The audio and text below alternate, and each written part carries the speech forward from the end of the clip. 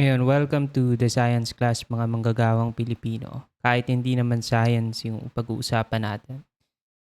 At ngayong araw, o nga pala ginawa ko na kayo ng PowerPoint para wala na kayong gagawin. Pwede kayong kumain habang nanonood kayo. So, proceed tayo sa next slide natin. Absurd job requirements. So, ngayong araw, ito yung topic na pag-uusapan natin. Yung mga absurd na mga job requirements na meron dito sa iba't ibang mga posisyon o iba't ibang mga kumpanya dito sa Pilipinas.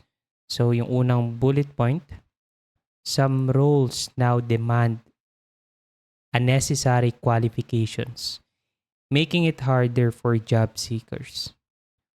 So yung ibang mga role ngayon, ibang mga job posting, unnecessary yung mga qualifications na nakasulat sa job posting nila. So ngayon parang babasahin lang natin tong mga bullet points na 'to tapos isi-skim lang natin siya tapos meron akong ipapakita sa inyong, picture. Yung pangalawang bullet point naman, many skilled individuals end up in jobs below their expertise, while some high-paying jobs have fewer requirements. So, maraming mga, skilled na mga tao ngayon na yung mga trabaho na maraming mga skilled, maraming mga college graduate, high school graduate, o kung ano man yung educational attainment mo na nag-e-end up sa mga trabaho na below dun sa course or sa expertise o sa experience na meron sila. Tapos yung ibang mga high-paying jobs naman, especially kung nag-freelance ka, ay merong mga fewer requirements pero mas mataas yung sahod. Doon naman tayo sa pangatlong bullet point. Strict requirements limit opportunities and create hiring inequalities. So, iba't iba na stricto na yung mga requirements sa iba't ibang mga trabaho. At meron din mga inequality na nangyayari doon sa mga hiring process. So, sige ngayon, papakita ko na sa inyo yung picture na nakita ko din sa social media. So, ito yung picture na nakita ko. Galing siya sa isang Facebook page at post to ng Public Employment Service Office sa Bacolod City. In short, yung tawag dito ay peso. So, ito yung mga peso jobs.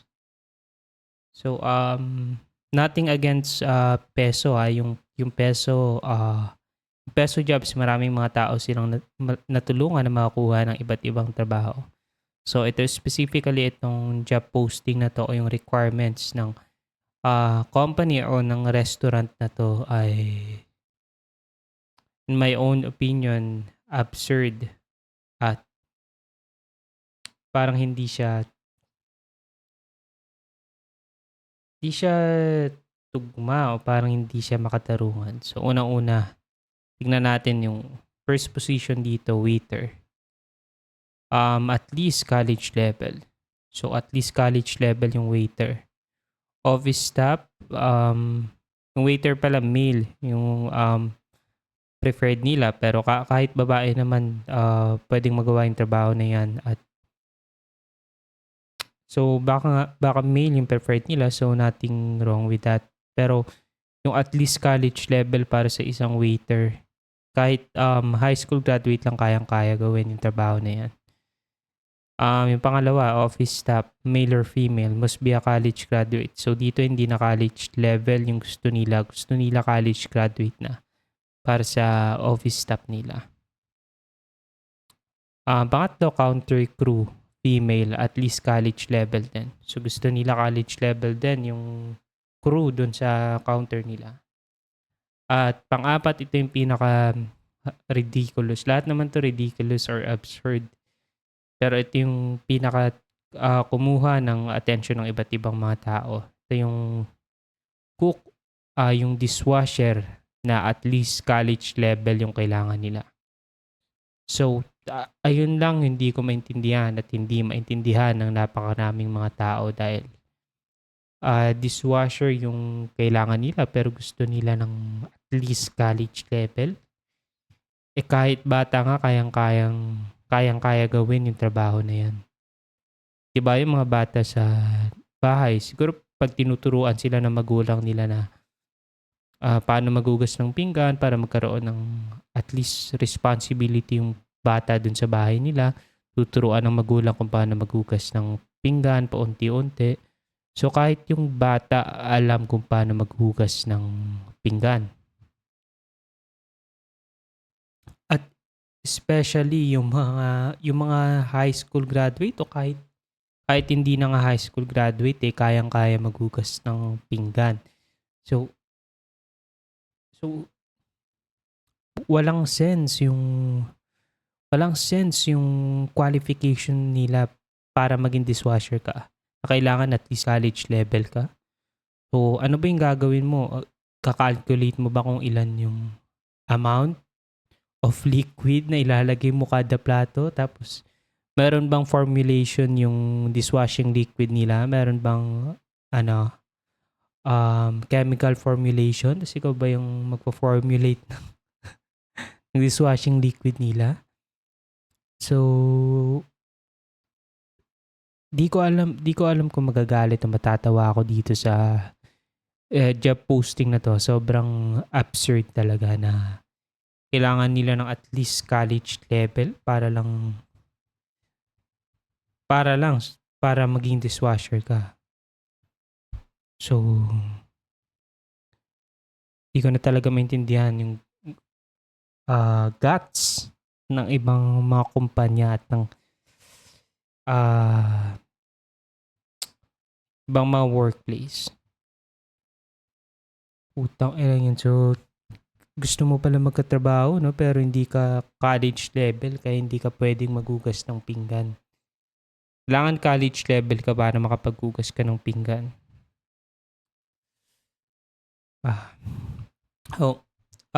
Parang medyo similar din to dun sa dating post ng potato corner na nag-viral. Move tayo sa next slide. So, ito dating job posting ng potato corner sa Ventura Mall. Basahin natin to. Criterion qualifications, 18 to 30 years old, at least high school graduate. So, ito at least high school graduate.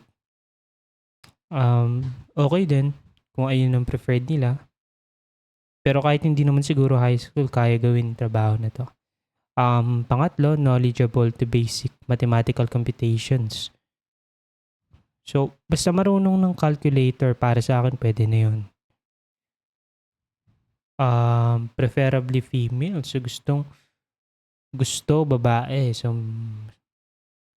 ewan ko lang. Panglima, have a good visual impact and pleasing personality. So, dapat maganda daw yung visual impact mo. So, merong performance na gagawin. So, dapat tatranslate ko na lang tong job posting ng Potato Corner.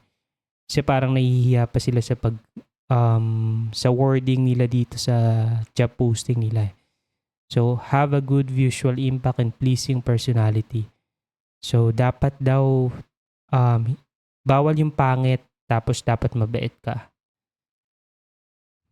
Yun yung translation nun. So, next naman, weight must be proportionate to height. So, bawal yung sobrang taba. Yun yung translation nito.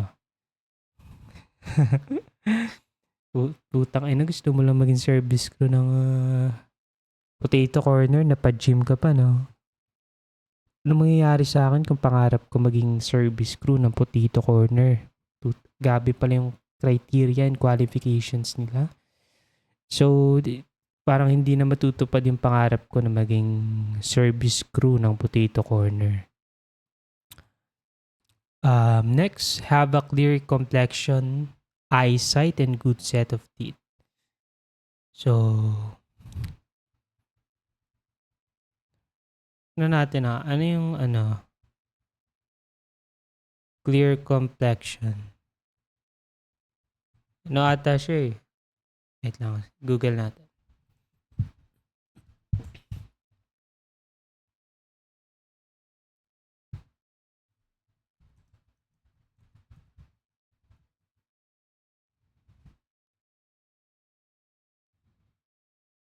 So, yung clear complexion, ito yung nakasulat sa Google. Clear complexion refers to the natural color, texture, and appearance of the skin, especially of the face. So, dapat daw clear skin ka. Clear clear face. So, putang ina, dapat so yung sweldo mo sa potato corner maubos lang sa skincare mo. Dapat daw maganda clear din yung eyesight. So, pa-EO ka muna kung pangarap mo maging service crew ng Potato Corner. Dapat may good set of teeth. So, dapat putang ina, pangarap ko pa naman maging service crew ng Potato Corner. So, kailangan ko pa pala pumunta sa dentista. 2 taon pa ata ako bago makapag-apply sa Potato Corner kasi yung papakabit pa ako ng brace para gumanda yung ngipin ko. Know how to communicate in Filipino and English. Definitely love dealing with all types of people. So para sa akin, I definitely love dealing with all types of people, but kung sino man yung gumawa ng job posting na to, kung sino man yung nakaisip. So, ayun lang para ngayong araw. Tulog tayo ng maaga dahil maaga pa tayong gigising para kumita ng pera na kasya lang para sa pangbuwanan nating gastusin. So, this is your Professor Pinoy Heisenberg. I'm out.